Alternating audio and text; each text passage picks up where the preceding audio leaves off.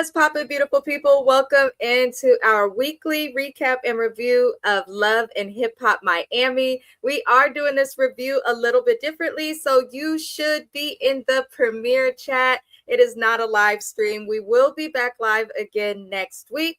The reason that I have decided to do a pre-record premiere video is because I am traveling with my husband for my birthday, which is Friday, May 22nd. So I am engaging with you guys in the chat. I do appreciate everybody who is watching. And again, we will be live again next week.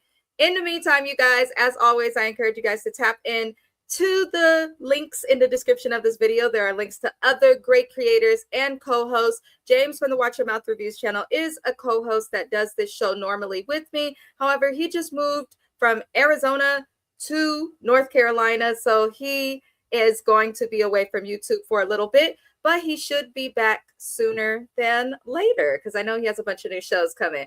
Also, I hope that you guys consider liking the video, subscribing to the channel. Welcome to all of our new subscribers. I see y'all. I appreciate y'all. Thug Life, thank you for caring about my little ass opinion. And a big thank you to everybody who stops into the channel, watches this review. Everyone that watches, whether you subscribe or not, you are supporting me. You are helpful. So I appreciate you. But let's get into this episode. My goodness. This whole episode to me, like in my personal opinion, it did feel a little bit scripted. I don't know what it is. Like Love and Hip Hop Miami has kind of always felt over the top. But specifically, like since it's been on BET, it's gone from feeling over the top to like almost scripted, like these people are acting. But we start the episode with Amara. She says that she has not heard from her publicist since he stormed out after the situation with Eliza. The publicist is supposed to be fed up. It does look like the publicist is doing a lot of acting. I don't believe any of this is true. It just feels like they're acting for a storyline. But for shits and giggles and for the case of a review, I'll play along like it's real. But because she hasn't seen her publicist, one of the last things the publicist set up for Amara to do was to meet with Claudia Jordan. The reason her publicist wants her to meet with Claudia Jordan is because Claudia Jordan is someone that's respected in the industry. Claudia Jordan is someone that's been relevant in the industry for a long time. And it seems like her publicist is kind of trying to reformat her image because she's kind of aligned with the mess that is Love and Hip Hop, which I don't fully believe. Amara's on Love and Hip Hop maybe once a year. We know she won't be back on it because it's going away forever after this season. But Amara does a lot. She hosts a lot of stuff on I think it's Telemundo. She is heavy in the Latin networks and radio. Her music does well in there. She's got real estate properties and stuff in the Dominican Republic. Like, she doesn't really seem to need the show. So I don't feel like she needs to level up through Claudia Jordan. I've always just thought she acted ignorant on Love and Hip Hop because who's coming on Love and Hip Hop so they could get known as like a reputable business person? Like, let's call a spade a spade. But, you know, Claudia and Amara do okay. They do talk. I found it funny. She's like, she's more classy. I'm leveling up. And she's telling Claudia about her problems with her friends. And Claudia is telling her about her problems with her friends. Claudia feels like Rada lied to her in the situation with Michael. She doesn't know how to feel about it, so she's kind of taking a chill pill on it. I think it's really weird that Claudia feels like she has to take a break from her friend because her friend wants to be with her baby daddy. Like, I appreciate when people keep it real with their friends and let people know, like, this is not the person you should be with. This is not the person for you. You deserve better. But at the same time, you got to uplift your friends sometimes and accept the fact that even though you're telling them the right things and wanting them to do better, sometimes they're going to go back to that person. 9 times out of 10, it's especially when there's a child involved. They're either going to go right back to them and want to try for their family, or they're going to want to get the hell away from them because they care about the kid that much more. But let it go, Rada. I feel like she's too much in their business. For some reason, Claudia invites Rada on her podcast, which we will see at the end of the episode because it was the Hot Mess Express. Next thing we see is Michael Blackson in a hoodie, blending right in with it. And oh my God, I'm trying to be good. I don't know I'm not that type of chick. Like, I don't care if you are a billionaire. If you look like Michael Blackstead, my kitty cat not gonna work for you, right? It's just not. It's absolutely not. But Michael Blackstead and Rada are sneaking around, which is crazy. I'm like, why the fuck are you sneaking around? Like, nobody cares for real. Like, you guys are not married. Nobody on the planet takes Michael Blackson and Rada's relationship seriously but them. She agreed to an open relationship. He can have a side chick a month. Who agrees to that? Then he got one of the side chicks pregnant and she's mad about it. Well, you told him he could fuck her once a month. You never told him he had to use a condom when he did it. Like, I will never let go of that. But these fools are sneaking around like anybody cares. We all know Rada's going to give in and go back with him. We all knew and saw that coming. And Rada, of course, does what most women do. Instead of being accountable and saying they want to try, it's, well, you know, I don't want to deprive Michael Jr. of his father. You don't have to be with the Negro in order for your son to have him in his life. If he's there for his other kids and he's not with their mom, I'm sure he'll be there for your kid. Like, Michael Blackson is a hoe, but it seems like he'll step up to the plate as it relates to his kids. I'll give him that. And the whistle of the air between the gap in his mouth. That's what I will give him. But, you know, I just look at them and I just don't take them seriously. Rada is gonna bring the baby to Ghana. She's asking why she can't bring her son as well as Michael and Nadia's son to Ghana. I'm like, are you fucking delusional, Rada? Like, are you serious? Of course, Nadia's not gonna let her child go with you and your child and Michael, who she thought was the love of her life, to Ghana to meet his mom. Because in her mind, she thought she was the fiance. She thought she was just as important as Rada. So Michael's like, he can't do all of that because of the child support. Rada says that she agrees to the child support. I don't know why Rada has a say-so in this. I don't like the power he's kind of given her. Like, your man was a hoe. He made another kid. You have nothing to do with the child support. Worry about your own. But Rada says that she told Michael to meet the terms of how much Nadia wants monthly in child support and to add $500 onto it so she'll leave them alone. I don't think that's smart legally. Give her whatever the lawyer decides to fight to give her.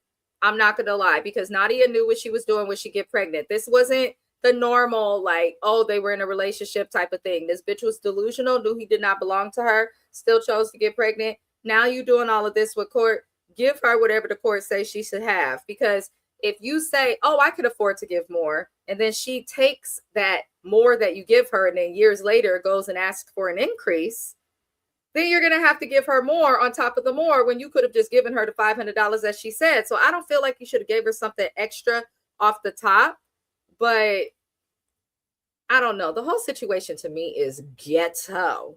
My God. I just, how low and insecure do you have to feel as a woman to agree to some shit like this? And I'm not trying to be mean, y'all. I'm not trying to judge nobody. But like, I just don't understand how you could be okay with a relationship like this. Like, I don't understand it from Rada's perspective. I don't understand it from Nadia's perspective. I just don't get what they're getting out of it. And for a man that looked like Michael Blackson, hell no. Nah. Absolutely not. But what can we do? What can we do, y'all? What can we do? If you are still here, I do appreciate you, Thug Life. Big shout out to you, beautiful people. Again, our lives will be back next week. I am out of town, so that is why this live is coming to you in a premiere chat. But I do thank everybody for still watching, still supporting the channel. It does mean the world. Now, the next thing we see is Shay meeting with her mom. She is explaining everything to her mom. Listen, Shay gets into it with her mom because Mama Sandra gonna keep it real with Shay. But I feel like Mama Sandra started mothering Shay a little bit too late. I am glad to see that Shay and her mom have made peace. But I kind of feel like Shay's a lost cause and never going to get it. So her mom's been wanting her to be peaceful. Shay is telling her about this situation with Trina and Julian and is making it seem like Trina just got upset and kicked her out of the movie for no reason. When the reality is Shay went up to the set of her job and Trina's job to question her about some stuff that had nothing to do with her. Woman up, if your problem is with Joy, step to Joy. You know, that'd be like if other YouTubers had a problem with James and they came to me. The fuck are y'all coming to me for? Go to the source. Talk to the person you have a problem with. I don't understand why Shay went to Trina. I feel like Shay went to Trina just as like an insult to Joy. Like, you really a purse holder. I'm not even gonna address you. I'm gonna address her. But like, you cannot do that. And then that's unprofessional. You loud as hell. You just making a bad situation worse, Shay. And I'm mad that Shay can't see how she escalated everything to get that much worse. But we know Shay ain't never gonna hear no. But she paints herself as innocent, tells her mom she's trying to be good, but people keep taking her off the path of righteousness. Nobody can take you off the path of righteousness but yourself. Like, Shay just does not have accountability. And it's sad. It's sad because something Trina said that was true. She been arguing with bitches on TV for 20 years. And every argument that she's had, the other bitch is the one who's in the wrong. It's never Shay. Somebody's always coming for her. She's always a victim. That's unrealistic. And I'm tired of watching this. So maybe it's good Love and Hip Hop is over. She could sell the healthy hand quietly and off of our screen. But Eliza Reign walks in. Shay and her mom getting her feet rubbed. Eliza gets her feet rubbed. And right in front of Shay's mom, Eliza starts dropping all this tea about how she tried to talk to Amara. Amara was acting funny. She said that Boots popped up looking for Shay. Boots was talking to Amara about Shay, and Amara was saying she's tired of dealing with drama because of Shay. Shay didn't like that because, you know, Shay feels like, okay, she hasn't heard from Amara. She doesn't understand why Amara is saying she's done and leveling up. I feel like Eliza went and told her that just so that she could have kind of like a one-up on Amara by getting Shay mad at her. I think that's foul. Like, if I got a problem with somebody, I'm going to have a problem with that person. I'm not going to go and try and interrupt that person's relationships, play with their bag. Like, shit like that is weird. And so I don't quite like how Eliza moved with that. But at the same time, I can't really take these women seriously because Eliza, Shay, Amara, these bitches fall out, betray each other, do all sorts of crazy stuff, and then come right back again. So it makes it very difficult to take them seriously. It just makes them difficult to take it seriously. But I'm wondering when Shay's going to address Boots, because I have noticed that Shay is giving everybody energy except Boots. She just refers to her as her stalker. But later, as we see in the episode, she goes and addresses Amara. But she has not checked for Boots once. And I'm kind of glad she's not, because Boots is looking for a moment. This bitch came back on TV so thirsty. And real millennials like myself who watch Flavor of Love too, we loved Boots. What is this? This is a travesty. It's disappointing. Like, why are you coming back on TV as a thirsty, broke gold digger? 45 going on 15. Like, what are we doing, Boots? What are we doing? But we will cut back to Boots. We got to get into Miami Tip's storyline. I'm not trying to be mean, y'all. Miami Tip's story irritated me. I don't know how to feel about it. She says she's going to a spiritual healer, doing everything but finding a therapist. Please find a licensed practitioner. Tip, please. But she goes to her spiritual healer. She's talking to her mom. She tells her mom that her spiritual healer in her journey told her that she has a lot inside of her that she needs to get out. Tip, I hope you're not paying this woman, because I could have told you that. You could have told you that. Hell, a cat could have told you that. But she does seem to have a lot for the past she probably needs to get out and talk about. And Tip has made the decision that she is going to talk to her father on television. And she's letting her mom know this. And her mom is not happy. Her mom refers to her dad as a sperm donor.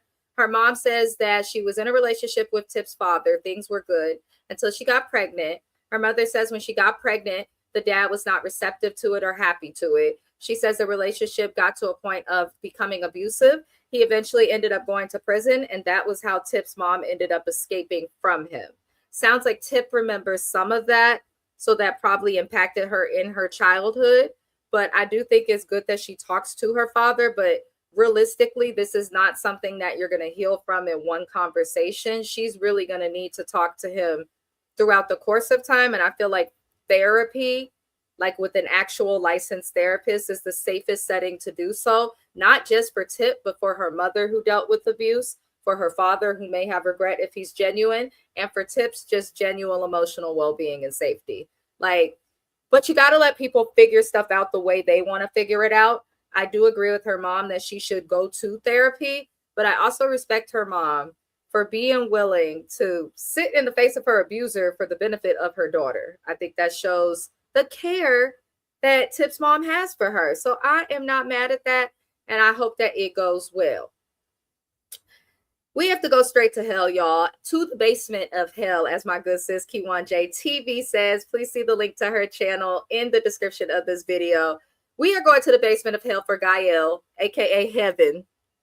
My God. Gael's dumbass is in an office putting on stuff, talk about the Michael Blackson show. She's put up a couple pictures of her. She is saying that she had to hire assistants because she is going to make Michael big.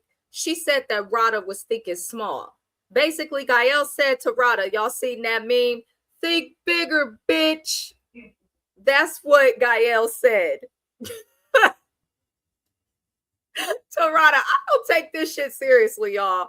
Okay, I do not take it seriously. I just don't. Especially when Gael comes on my screen, I'm like, oh, y'all must have really owed this lady a check because you're not gonna have this lady in her pug face on my television screen acting a fool. But she got big plans for Michael, and she says she is disappointed because she talks to him on the FaceTime. She's disappointed he's back with Rada. She says she's the CEO of Blackson Entertainment. She done created a whole entertainment label for him and all sorts of other stuff. Now, she's talking to Michael, and he's like, you know, this position is just entry level. Like, he's treating her like just the receptionist and all of that. In Gael's mind, she is the CEO. And she lets Michael know, she's like, fuck all of what you're talking about. Why do you have to have this picture of yourself and Rada in the office? I want it to be taken down. She says she's really uncomfortable with the picture. I just, this is not reality TV. This did not feel real, but it was funny as hell. I'm not going to lie, especially with the devil's lettuce that was by my side. It was funny as hell. Because, girl, why are you complaining about a picture of Rada? And what's funny is Michael ain't slept with her yet, I don't think. I will hope not. I would hate to be a fly on the wall. Michael and Gael getting busy. But Michael tells Gael that he's happy to be back with Rada. He's going to Ghana with the baby, and that Rada has said that she's okay with giving Nadia $500 more in child support. So Michael asks Gael, because she really just his secretary, to contact Nadia and let her know that, which is crazy when they're going through lawyers. But Gael hangs up with Michael, and she FaceTimes Nadia.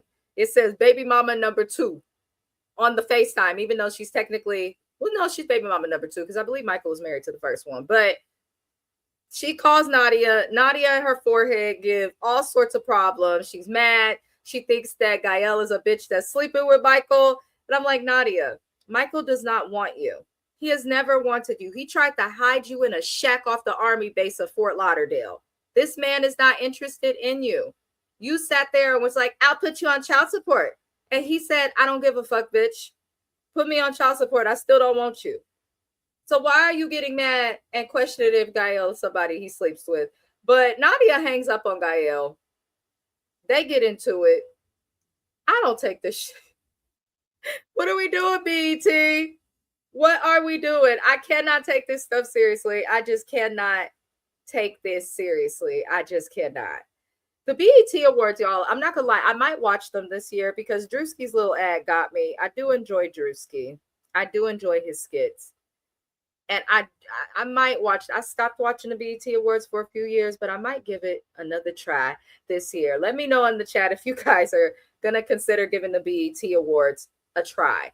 I stopped caring about it when they had that sexy red girl perform. Call me an auntie, call me old. If you gonna rap about your coochie and fucking on niggas, I don't care. I love Megan, right? But make sure you have talent, please. Can we just promote the people with talent? Talk about what you want to talk about. Be as nasty as you want, but can we promote those with talent? That's all. I'll digress. We are going to move forward, beautiful people. Hot Topic goes to see Trick Daddy at his house. She come up in there and she tell Trick, I heard you in the studio with this Larissa Boots girl. You don't be realizing when you get used, Trick. And Larissa, aka Boots, is upstairs hearing the whole conversation. And Trick talking about, I ain't getting used by that girl. I ain't done nothing but help her in the studio. And I'm not going to spend a dime. And, you know, Trick was funny. He said, I'm the #1 side nigga in America. I said, No, you're not. Like, Mr. Mucinex Monster. Remember the song Nan Nigger? Well, there's that damn female that wants you these days. Not ones with sense. You've been living in that same house and you enjoy claim that y'all not divorced because of finances, okay? There's no way in today's climate that you're the number one side nigga in America. But to be fair, he has not tricked on Boots, and Trick Daddy does not give the vibes to somebody that's just gonna trick on females. He just doesn't. He gives the vibes of somebody who'll be like, I'll get you some free studio time, or come get a piece of this fried chicken from Sundays. That seems to be the extent of what he'll do. But you could tell Trick also don't like no bitch that move like Boots, just reckless and ratchet. Boots is giving Zeus Network, and in real life, don't nobody want no woman that act like that. I'm sorry to burst y'all bubble, but Boots comes downstairs after hearing Hot Topic talk about how she feels like Boots is using him and is a gold digger and all of that. And Boots gets into it with her, and Trick is telling her to calm down and stop always being so aggressive and stuff. He say it's not attractive. And, you know, Boots is like, well, I don't know if I want you to be one of the contenders on my roster. You are 40-something years old. Why do you have a roster? Why do you have contenders? Why do you move like this? You are somebody's mama. Do better. Do better, women. My God. Boots just came on here and said, caw, I am a fucking bird. Okay? She's a bird in every way of the word. It's so disappointing. But her Hot Topic ended up getting into it. Hot Topic threw some shade about how charm school did not work. Boots, who looked like took her shoe off and threw something at her. Trick put her out of the house. She talked about she didn't get put out. She let herself out. She gets out the house, walks to the corner, and she talked about, damn, it's going to take 10 minutes for my Uber to get me. This is the shit I'm talking about. And she calls Michael. She said, Trick is no longer a contender on my list. And what the F are you doing? Why don't I have a car? I'm a bad bitch. Bad bitches don't wait for Ubers. Well, apparently you're not that bad of a bitch, girl, because you said your Uber going to be there in 10 minutes and you waiting on the corner. And then she tried to say all of that to Michael. I hollered because Michael Blackson said, bitch, you gave me pussy like one time and you think I'm going to buy you a car? I'm going to call you later. We'll talk about this later. He said, you ain't even gave me coochie enough times to get a car out of it. I believe, you know, I don't know why this is what you came on TV for, Boots. You're beefing with a woman who refuses to give you the time of day. You talk about you there to take somebody's job, and you're not, because this is the final season of Love and Hip Hop and the show is dead. You trying to use Trick Daddy to get some money. We know that's the wrong person to go to. He give cheap. Like, I don't know what Boots is doing. If there are any fans of Boots, hi. I don't bite. Please let me know what it is that you like about her on this season, because it's, from my perspective, there's just not much that I see, but maybe I could be enlightened by somebody else's perspective. But Boots is doing too motherfucking much for me. She's on my absolute nerve. Kent Jones' nasty ass is laid up with a wandering eye in the bed, looking sad. He says that he tried to be strong, but he is not strong. And he is sad and disappointed and slightly embarrassed at how bad he did at the comedy show. Now, I think sometimes people think because they're naturally funny in real life that if they get on stage and do a comedy show or stand up, they can do it.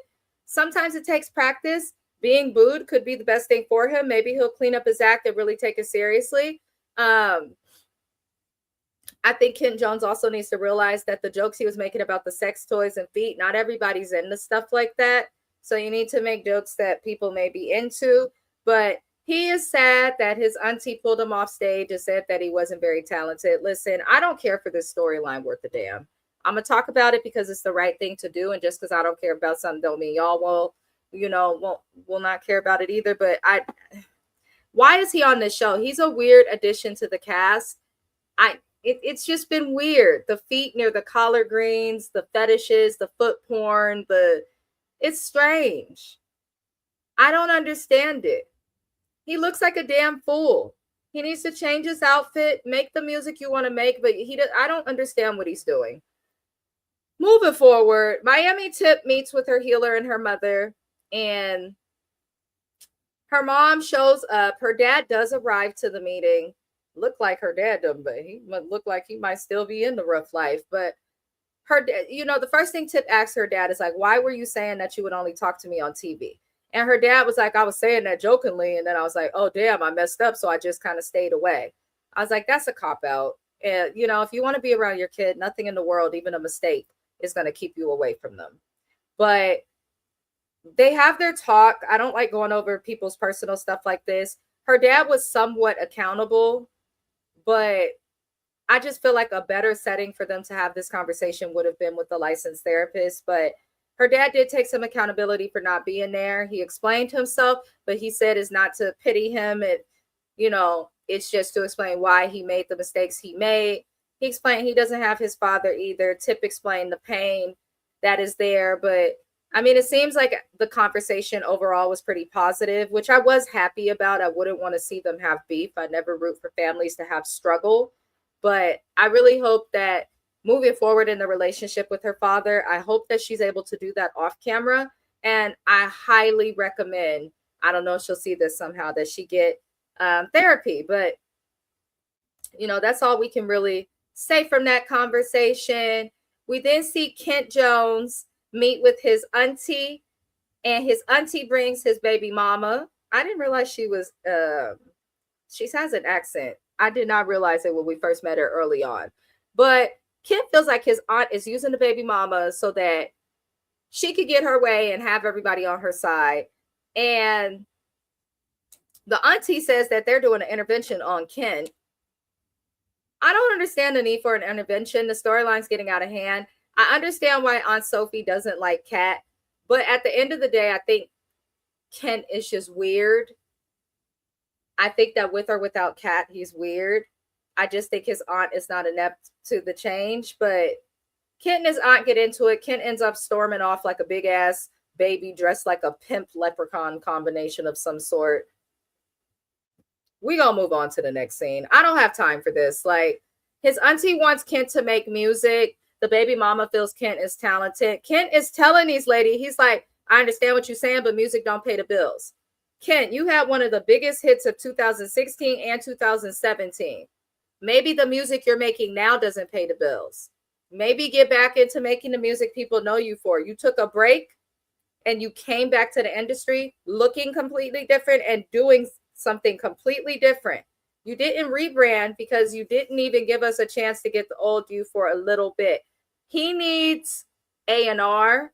He needs a publicist. But I think the problem with Kent Jones is he will not listen. He's hell-bent on what he wants to do, how he wants to do it. He has this attitude of the industry turned its back on him, but he still has connections to it. Maybe he's just not accepting that what he's doing now is coming off corny and it's not liked. Because if we think about it, look at Silk Sonic. They did exactly what Kent Jones is trying to do. Anderson .Paak went down the Jennifer Hudson tunnel with the goddamn wig that Willona will wear on Good Times and in a loud ass pimp suit, just like Kent Jones. And it worked. But if the music is really good, it works. But it just feels like he's forcing all this corny shit. But hopefully he make peace with his auntie. We will see. If Kat really loves him and him and his auntie really are close and are only beefing over this, then Kat will encourage and facilitate peace. Because why would you want somebody you love or your man beefing with his loved ones? Like, it's not good for anybody. Now, the last thing we see on this episode is Claudia's podcast. Amara is there and she's being interviewed. She's doing her little fake spiel. She did look good, though. Makeup and hair was wonderful. But Shay comes and sneaks into the audience. The audience seems to be feeling and clocking Amara on some of her BS because she's talking about leveling up and getting away from her friends. But she hasn't told Shay that she doesn't really want to be friends anymore. She's just kind of dragging her name. And Shay asks Amara about her being shady and being a hypocrite. And Shay calls out that Amara has not even bothered to call Shay back or return her text or tell her that she has a problem with her for them to work out, which is what you would expect your friend to do. You wouldn't expect your friend to go and do interviews and podcasts just talking about you, but not telling you that they have a problem. So Shay calls that out.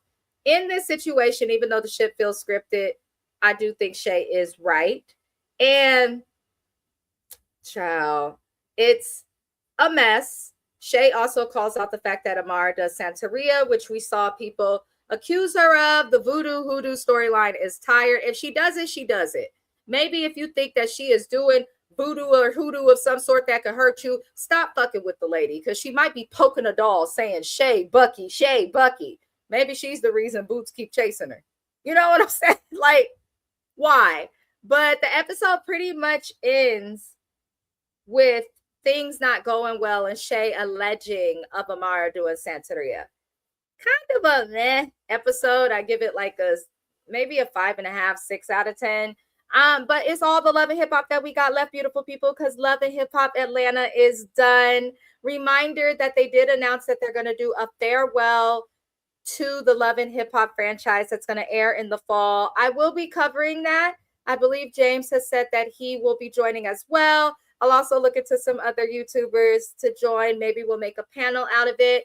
The next video that I will have up on this channel will be on my birthday, Friday, May the 22nd. I will be having the review of the premiere of the Netflix show Nemesis, which is a really good show. I do highly recommend it. I will get The Valley. That review will be out on Saturday, May the 23rd.